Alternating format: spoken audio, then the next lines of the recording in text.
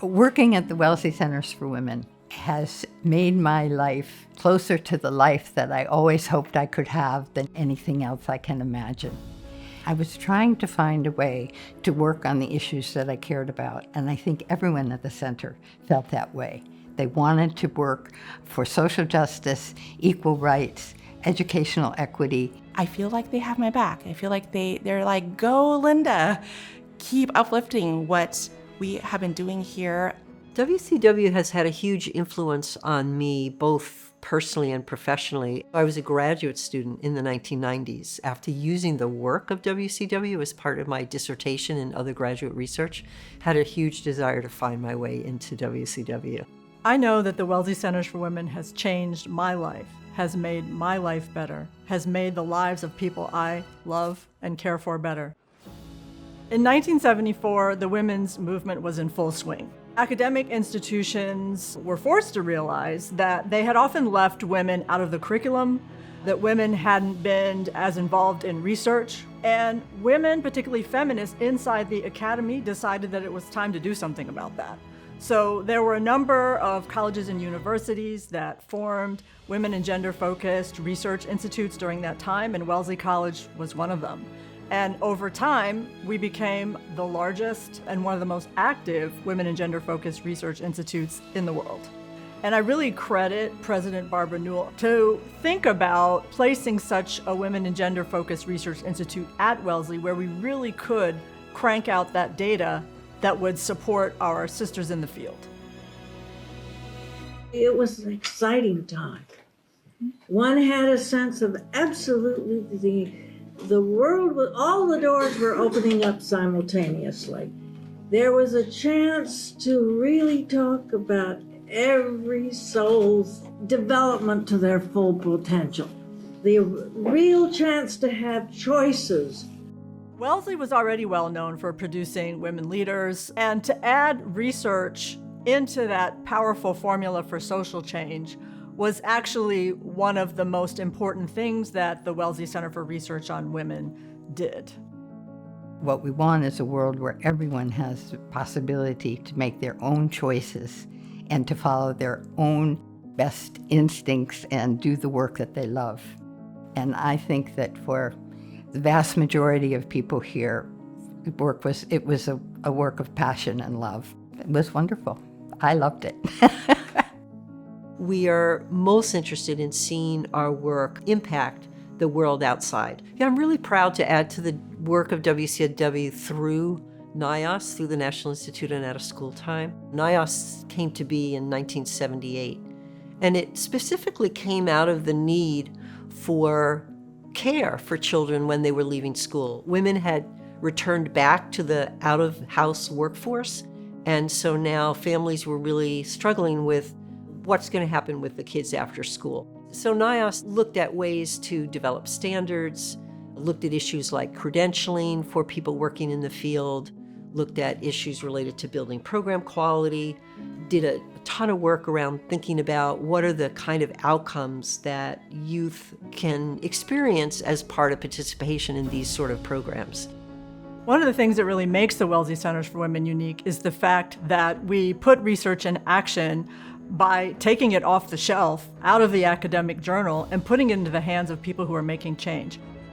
Another thing that was happening in the late 70s was that the parents of a Wellesley College student, the Stone family, was beginning to think about how Wellesley College could make a concrete contribution to women's mental health and the emerging field of feminist psychology. This center subsequently became the hub for this kind of work. It put out some of the most innovative theory and some of the most innovative methodologies related to clinical psychology and counseling, strictly from a feminist perspective. The Stone Center is where relational cultural theory was born, based on Jean Baker Miller's famous book, A New Psychology of Women. And over time, relational cultural theory really rewrote our understanding about human development in general. Jean and her group did a great deal of work to better understand and develop a theory of how women approached issues, how women grew in connection with each other.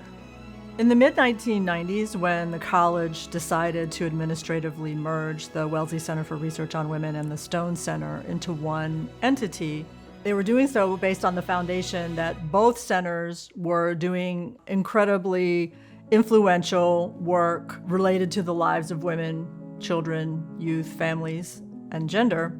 And it made sense to strengthen their output by bringing the two centers together as one. That's why we're called the Wellesley Centers for Women with an S. It gave us the opportunity to be known as one entity squarely located at Wellesley, this powerful women's institution. There were a number of really important studies going on at the Wellesley Centers for Women in the early 90s. Some of them started before the merger, some of them started after the merger, but these studies were ones that today we can look back and say really changed culture and society.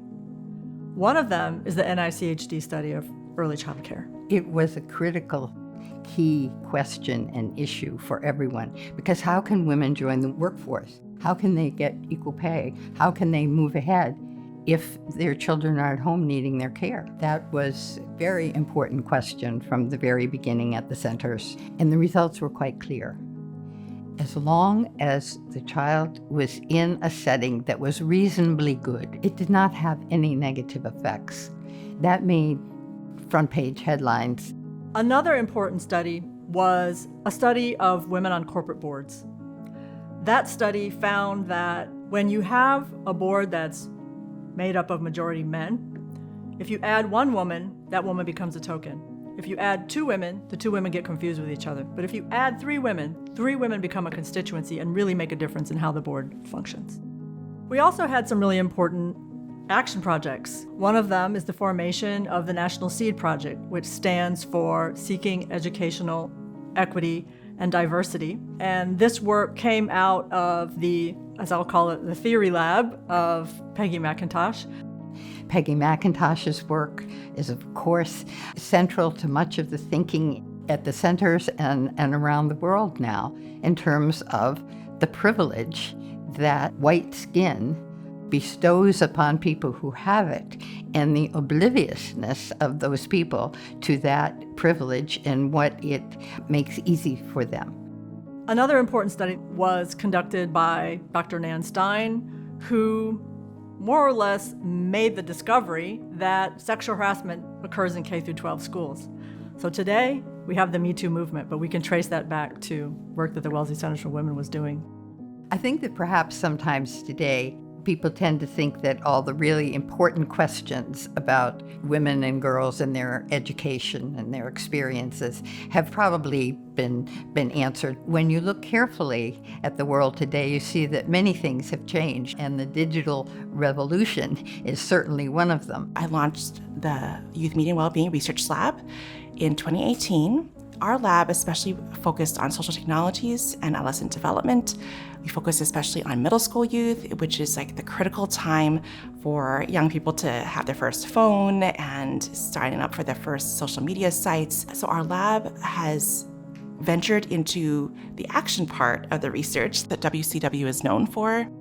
I think it's really WCW's theory of change that has made us so strong and successful over the years. There are a number of elements to that theory of change. The first thing is to start with a women's institution that already has a sterling reputation and international renown. And then within that, create a feminist and womanist workplace where women's genius is welcomed and nurtured. Then, provide concrete financial resources and administrative infrastructure that incentivizes and supports investigator-initiated research, theory, and action. Foster connections between researchers and agents of change in the wider society.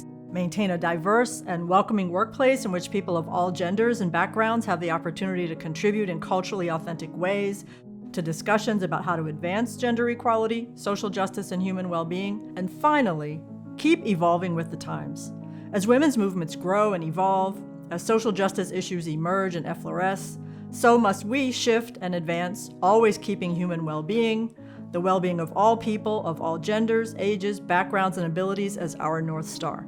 50 years is a long time, and 50 years at the centers means many, many, many projects, large ones and small ones. All of them have been important. During the next 50 years, one of the most exciting elements of our new era will be our inclusion under the new Wagner Centers for Wellesley and the World at Wellesley College, which will allow us to even fortify and strengthen our footprint in the world on behalf of women's empowerment and gender equality. I'm so excited about connecting to the Albright Institute and to the Clinton Center for our future. This is going to just continue to expand the opportunities we have to connect with women and young people and families.